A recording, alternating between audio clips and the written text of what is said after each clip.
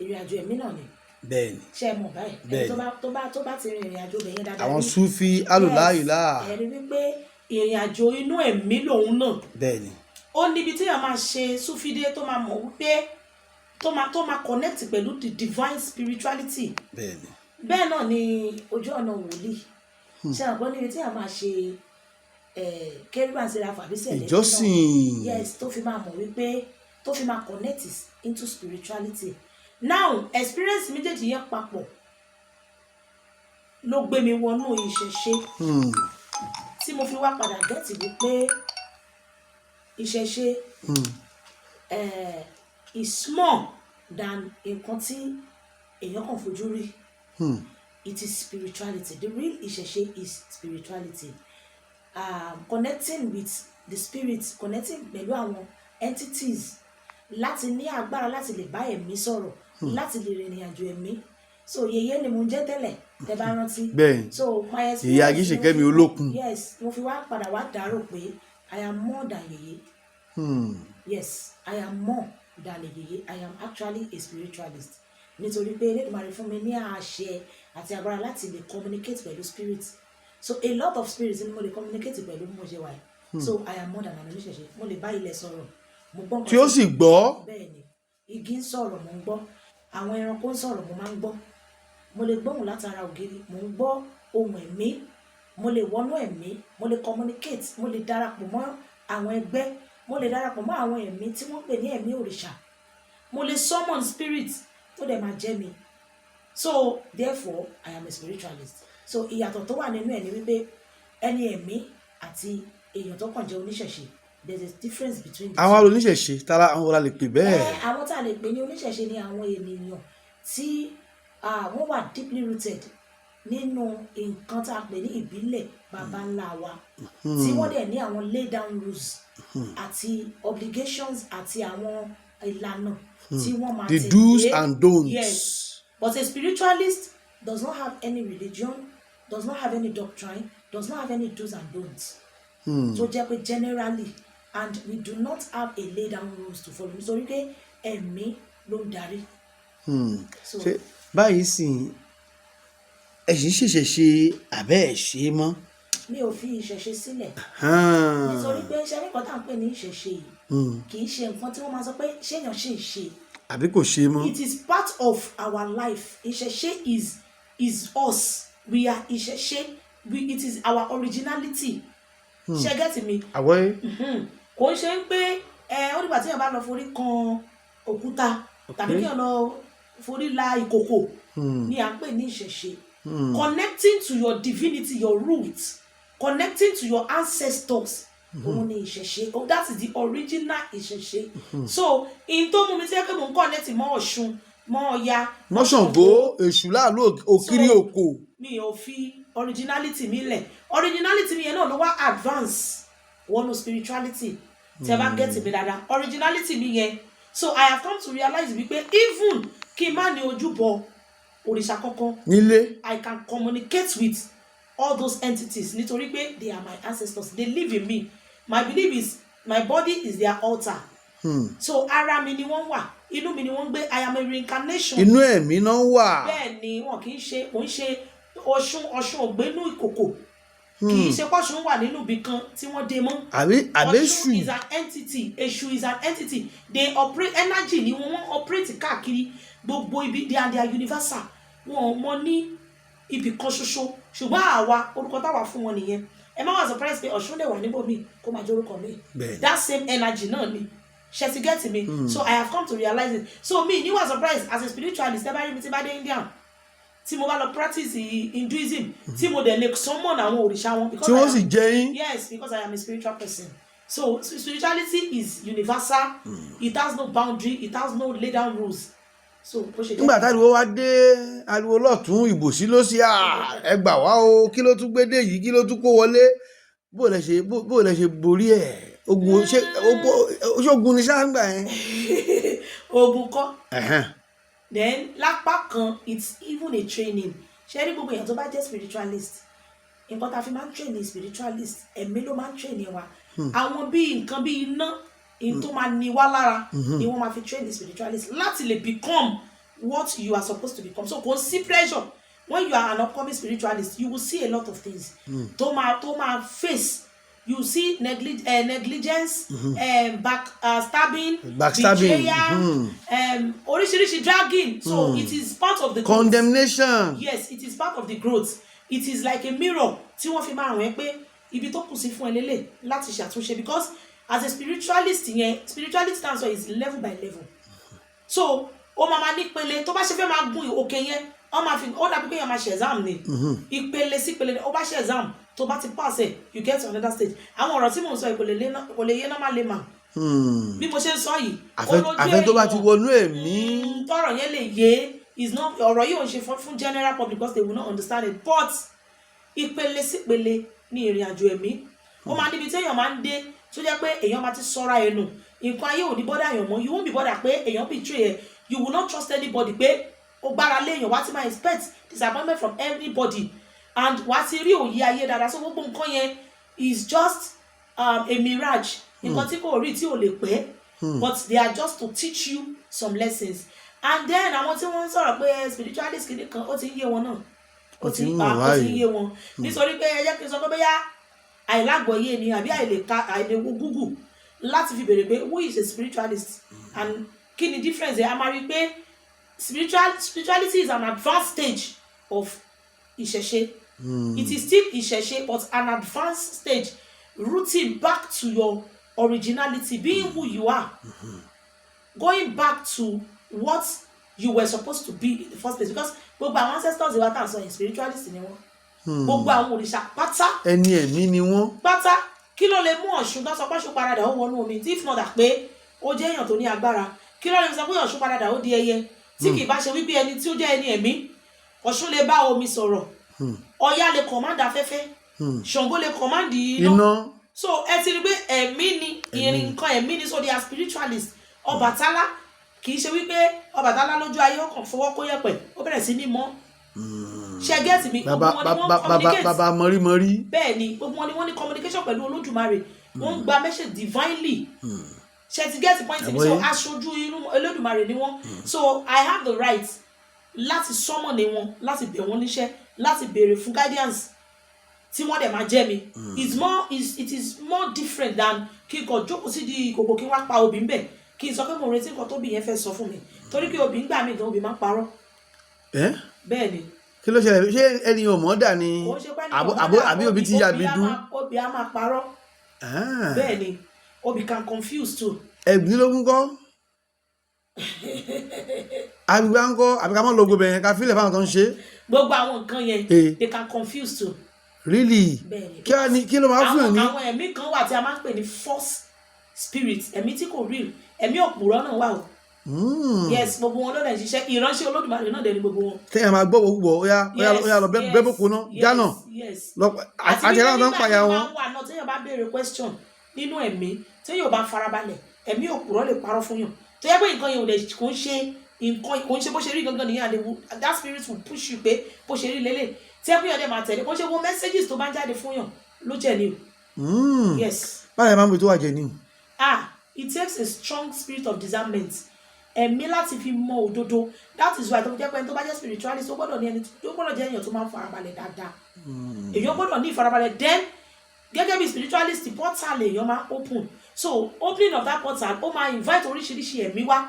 Ṣé rí àwọn ẹ̀mí yẹn wọ́n ṣe wà yẹn ó dàbí bá ṣe sílẹ̀kùn lórí ilẹ̀. Portal. Yes, spiritual portal. Àwọn ẹ̀mí okay, spiritual portal. Yes, spiritual portal. Bá ṣe sílẹ̀kùn ilẹ̀ ní ìsìn bẹ́ẹ̀ ni spiritual portal ṣe máa open. Ṣé mọ̀ pé tí iná bá wà níbí kó bá jẹ́ pé kò sí nọ́mbò mi káwọn èèyàn dẹ̀ nídìí iná yẹn, ṣe pé ẹni tó nídìí iná yẹn ó máa wọlé wá. Ó dàbí ìgbà tí èèyàn bá ń ṣe ẹjẹ́ tó sọ pé èèyàn ń ṣe rice lọ́wọ́, èèyàn wá sílẹ̀kùn lélẹ̀, nǹkan tó dẹ̀ láì kó máa jẹ ok ẹ má jẹ́ kí n lọ síbi oúnjẹ ewúrẹ́, èèyàn kó iṣu téèyàn bẹ èpo ẹ̀ sílẹ̀, ṣe mọ̀ pé tí ewúrẹ́ bá ń kọjá tó bá rí a fẹ́ wọlé, so bẹ́ẹ̀ ni ẹ̀mí ṣe rí. Àbọ̀gẹ̀dẹ̀ kọ́ ọ̀bọ̀ yabẹ̀. So àwọn ẹ̀mí mọ candidate wọn, ó ní àwọn ènìyàn tí Elédùmarè ṣàyàn tó fún ní special gift. So spirit yìí mọ̀ wọ́n máa ń dá ẹni tó gbóhùn wọn mọ̀, nítorí èlò fi jẹ́ wípé tí èèyàn bá kú èèyàn lè kú lọ́dọ̀ èèyàn kan kó jẹ́ pé ẹlòmíì ló máa rí, ẹni tó lè rí yẹn ni wọ́n máa lọ fara hàn. so àìmọye ẹlòmíì tó sọ pé tó ń ṣẹ̀ṣẹ̀ ṣe tẹ́ pé wọ́n gbọ́ nǹkan kan, wọn kì í ní ìmọ̀ kankan, wọn ní òye kankan lẹ́yìn pé bí ìyá wa ṣe kọ́ wa rè bí àwa ṣe kọ́ àwọn ò ní ìmọ̀, wọn ò dẹ̀ rí àwọn òrìṣà wọn ò sì fẹ́ wá kọjá level yẹn. àwọn kan wà tí wọ́n fẹ́ wà. àbí ìwé tí ẹ̀yin tún mú kun ló confuse àwọn èèyàn ni. no really kò ń ṣe ìwé ní spirituality sa o. kọ́ ẹ̀yin fẹ́ bó sí gbogbo ẹ̀ sí o. ẹ̀bùn ni o, ẹ̀bùn ní spirituality o. àtàgbọ́yé. bẹ́ẹ̀ ni ẹ̀bùn ni o, kò dẹ̀ ṣe gbogbo èèyàn lá fún.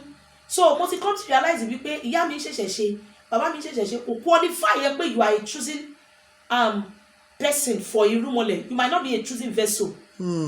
Yes, ẹ bá rí láyé òde òní gan àwọn irúnmọlẹ̀ bí tó ti lọ mú àwọn èèyàn wá bí kan lọ mẹ́lò mi ní church ẹni tí ò tiẹ̀ mọ̀ kankan. tí ò mọ̀ kan pa ẹ̀.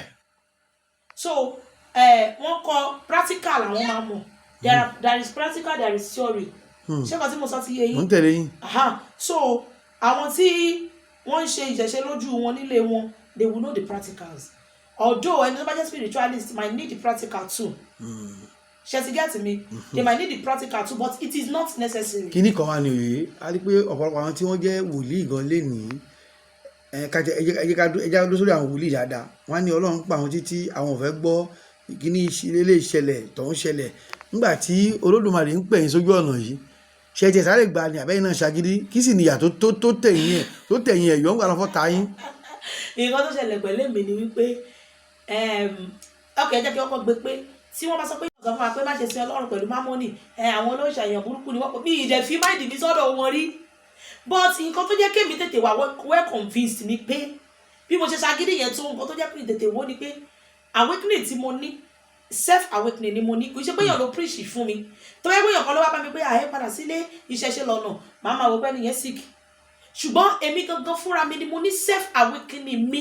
ẹ jí. fúnra mi ni mo sùn tí mo rí òòṣà lójú àlá mi bí mo ṣe ń lọ kérúbù àti sẹ́ráfù tó mo ti sọ̀tàn yẹn fún yín rí. fún àwọn tí wọ́n tún wọ àtọ́wò yín gbà àkọ́kọ́ náà ni.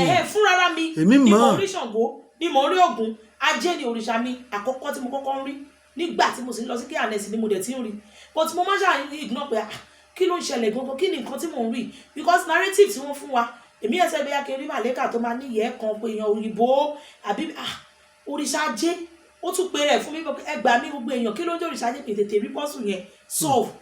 So kó tó di pé mo tún wá rí Ṣàngó ẹgbàá mi o Ṣàngó bá wo níbo síbo kí n tó mo wá rí àwọn òrìṣà yòókù máa pè ọ̀gbẹ́ni kò ń ṣèyàn ló preach kíní ìfún ìwọ fúnra rẹ̀ ló ń rí o, so ó túmọ̀ sí wípé you surely need to tread that path. So bí mo ṣe tara bọ̀ nìyẹn pé jẹ́ kébì náà tiẹ̀ wo but unfortunately mo pàdé àwọn gatekeepers kan ní ọ̀nà nígbà tí mo kọ́kọ́ ń wá ọ̀nà yẹn tó jẹ́ pé tí kì bá ṣe pé Ọlọ́run ló bá mi ṣe àti ẹlẹ́dàá mi tó ràn mí lọ́wọ́ àti ẹ̀bùn ẹ̀mí yẹn tí ò gbọdọ̀ kúrò nínú ayé mi òun ni mi fi jì sí ọ̀fìn ayé nígbà tí mo ṣé àwọn gatekeeper àwọn òṣà máa ń yára ní ṣọ́fẹ́ àwọn tàn yín sí gẹ̀ẹ́kùn àbò lọ́ọ́ yẹ ṣe. a ní àwọn gatekeepers tó jẹ́ wípé everything they are doing is mainly and purposely for their own stomach. Then ọgbọ́n àti lè tẹ orí èèyàn ba mọ́lẹ̀ láti má lè exploit bí ẹ̀dẹ̀rẹ̀ irúnmọlẹ̀ ò ṣe pa mọ́lẹ̀ àwọn òrìṣà ò ṣe nǹkan téèyàn lè bò mọ́lẹ̀ they really want to evolve wọ́n tẹ̀ sí evolve because bí àwọn gatekeepers ṣe ń bí tí wọ́n bá ṣe ń sagbára wọn tó pé òrìṣà yìí báyìí kan náà ṣe ń ṣe irúnmọlẹ̀ ò bà àwọn òrìṣà yẹn fọ́n síta wọ́n ti kó sí àwọn èèyàn nínú wọ́n ti ń ṣiṣẹ́ wọn lọ like seriously nísìnyí so kò ṣe é dá dúró ṣe àpé mo ó dẹ́ interview kan tẹ̀ ṣe fún mi ní etí òkun níbi kíní bá Gani Adams ta lọ́jọ́ sí mo sọ fún yín pé mo ní there's a revolution coming mo ló dẹ̀ máa wá wọ́n ti wá a lot of people ti ń wá enlightened and awakened sí ojú ọ̀nà and they are seeing the truth irúnmọlẹ̀ fúnra wọn ló tún wá lọ pick àwọn èèyàn fúnra rẹ̀ yes kò sẹ́nibọ̀dì tó ń sọ fún èèyàn pé ó yà ṣe kíní àwọn èèyàn ti ní self awakening fúnra wọn òun náà self awakening yẹn dẹ̀ ní the best ó dáa kí wọ́n gangan ní experience yẹn fúnra ẹ̀ ju pé kó jẹ́ pé wọ́n kàn tiẹ̀ bọ̀ bẹ̀ wọ́n fọ́sẹ̀ ó ní mọ nǹkan tó ń ṣe kò possible sí kí n lọ sí mọ́ṣáláṣí kí n máa sọ fún pé ẹ wá gba èṣù ní olùgbàlà yín ẹ gba Ṣàngó ní Ọlọ́run yín wọ́n máa mú yàn pé ẹ wò ẹ mú lọ psychiatric o eléyìí ò gbádùn mọ́ kò sẹ́ni tó bá sùn fúnra ra ẹ̀ tó bẹ̀rẹ̀ sí ní rí àwọn nǹkan yẹn fún rẹ̀ ló máa mọ̀ spirituality is very deep o ó deep gan. ìyá wa fáwọn tí wọn máa wò ó tó ń wo fọ́nrán yìí rú pọ̀ bí òbí bá ẹnìkan ní good look ẹ̀jẹ̀ wo orúkọ ń tàn Démọ́lá Kírè ó dàbí ìmúra yín lòun fẹ́ràn tiẹ̀ ẹ ṣé o wàdà Démọ́lá owó ìyá ẹ ṣé o ṣe rí ọ̀pọ̀lọpọ̀ èèyàn náà ni ó ń sùn bí òru ẹ̀ lódò abáyé lẹ́gbẹ̀ẹ́ kinní kan àwọn tó ń rí àmì yìí mà kí ni ìmọ̀ràn yín fún wọn tó ń lóríṣiríṣi àmì bó ni kí wọ́n kó ẹ̀kọ́ wọn tàbí kí wọ́n kọ́ ẹ̀kọ́ wọn tọ̀ lọ tí wọ́n fi ní ṣìnà. ok tí èèyàn bá ń lálàá tó wà nínú omi bóyá ó ń rí rẹ̀ nínú omi ó ń rí bóun paradà sẹ́jà. àbò ń fò lójú oorun bí ẹyẹ. gbogbo kí nìyẹn ò tí ì qualify ẹni yẹn pé ó fẹ́ di ìyá lóríṣà àbí bàbá lóríṣà o. bóyá fíìmù tó wò ni. ó lò fíìmù tó wò kọ wọ́n kàn lè máa fi sọ́ọ̀sì ẹ̀ hàn irú èèyàn tó jẹ́ ṣe rí àwọn mistakes kan wà tá a máa ń ṣe téèyàn bá lálàá sí tó bá rí obìnrin lójú àlá torí pé ìyá yẹn ìyá kan ó róṣọ white ẹlòmíà ti sáré àzùm gbé ọ̀ṣun lélẹ́yìí o ọ̀ṣun ni mò ń rí yìí o meanwhile gbogbo odò ló ní olú títí wọn náà dẹ̀ ní àwọn ọmọ wọn ó ṣeéṣe kó jẹ́ pé odò olú ẹni yẹn níbi tó ń gangan ti ṣẹ̀ jáde ni wọ́n ti ní olú odò yẹn wà fara hàn so ó máa ń take time kéèyàn fi ara balẹ̀ kó má lọ bẹ́bẹ̀ kú bẹ́ẹ̀ oríṣi àwọn gangan ló wà yìí kí nìkan tó fẹ́ kó padà wá another time òun ni mo ṣe ń pariwo